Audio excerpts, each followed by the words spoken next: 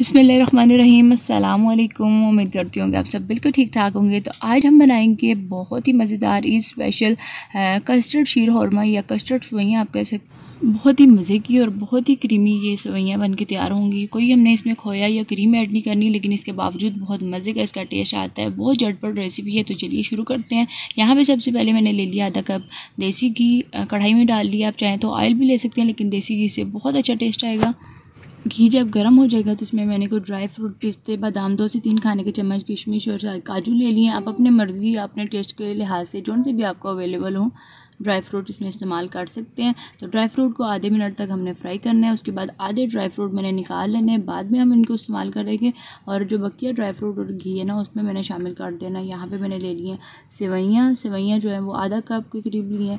और ग्राम में देखें तो ये तकरीबन 70 ग्राम के करीब है सेवइयाँ। और दरमियानी आग पे मैंने इसको प्यारा सा गोल्डन ब्राउन कलर आने तक इसको फ्राई करना है। तेज़ आग नहीं यहाँ पे रखनी, बल्कि बिल्कुल दरमियानी सी रखनी है, नहीं तो फिर सेवइयाँ जल जाएंगी और इसका टेस्ट जो है ना वो बहुत ही अच्छा नहीं आएगा बाद में। तो बिल्कुल हल्की आग रखनी है। तो यहाँ पे सेवइयों का कलर बहुत अच्छे सा ब्राउन आ चुका है और फ्राई हो चुकी है बहुत अच्छे से। तो यहाँ पे 1 किलो के करीब मैंने दूध ले लिया। दूध ये मैंने ताज़ा दूध लिया है, बगैर मलाई निकले हुए। आप चाहें तो यहाँ पर डब्बे का दूध भी इस्तेमाल कर सकते हैं, लेकिन कोशिश करें कि गाढ़ा दूध होना चाहिए, इससे बहुत अच्छा टेस्ट जो है ना वो आएगा। तो यहाँ पे दूध डालने के बाद हमने अच्छे तरीके से मिक्स करना है और आग को थोड़ा सा हमने तेज़ कर देना है जब तक इसमें बॉयल नहीं आ जाता। जैसे इसमें बॉयल आएगा तो आग को हमने बिल्कुल दरमियाना सा कर देना है और 3 से 4 मिनट तक हमने इसको पकाना है।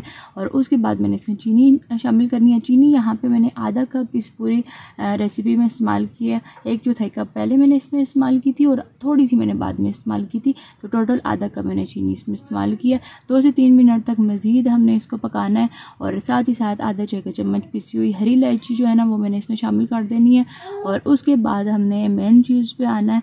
तो यहाँ पे हमारे 2 से 3 मिनट पकते हुए गुजर चुके हैं। तो यहाँ पे मज़ीद हमने सेवइयों को क्रीमी बनाने के लिए और मज़ेदार बनाने के लिए 2 खाने के चम्मच मैंने वनीला कस्टर्ड के लिए हैं। थोड़ा सा पानी डाल के एक बैटर बना लेना है और अच्छे तरीके से हमने इसको मिक्स कर लेना है। उसके बाद थोड़ा थोड़ा करके तो हमने इस सेवइयों में डालते जाना है बैटर को, और फ़ौरन से ना हम चम्मच चलाते जाएंगे ताकि गुठलियाँ ना बनने पाएँ।